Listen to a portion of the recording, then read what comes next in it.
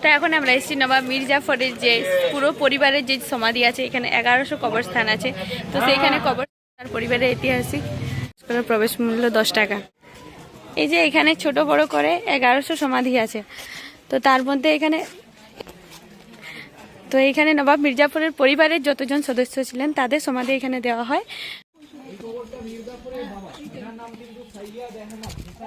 এই যে এটি হচ্ছে মীর জাফরের কবর, আর এই পাশে মীর জাফরের 2 কাকার কবর আছে এখানে,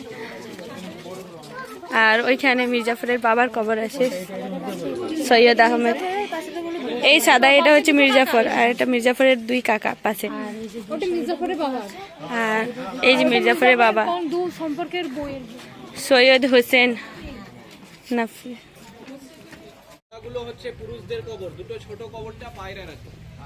এই যে এখানে আগেকার দিনে যে ডাক ব্যবস্থা ছিল, তো তখন যে পায়রার মাধ্যমে যে চিঠি আদান প্রদান করা হতো, এখানে নবাব মীর জাফরের পরিবারে এরকম 2টি পায়রা ছিল। তো তারা মারা যাওয়ার পরে তাদেরকেও কিন্তু এখানে কবর দেওয়া হয়েছে। এখানে কিন্তু তারাও কিন্তু মনে রাখবে যে এখানে যে কবরগুলো আছে সমস্ত কিছু কিন্তু নবাব মীর জাফরের পরিবারের। তো তারা কিন্তু এই পায়রা দুটিকেও তাদের পরিবারের মধ্যেই গণ্য করতো। তো সেই জন্য তাদের দুটো এখানে কবর। এখানে আছে 2টি পায়রার কবর।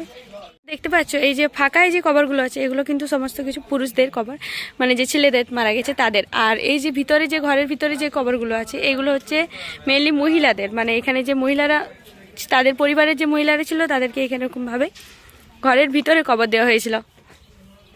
এই যে এইখানে ভিতরে তাদের কবর দেওয়া হয়েছিল। এখানে ছোট বড় করে টোটাল 1100 কবর আছে। এখানে কোনো বাইরের কাউকে এখানে কবর দেওয়া হয়নি, শুধুমাত্র তাদের পরিবারের তাদের বংশের যারা আছে সবাইকে এখানে কবর দেওয়া হয়।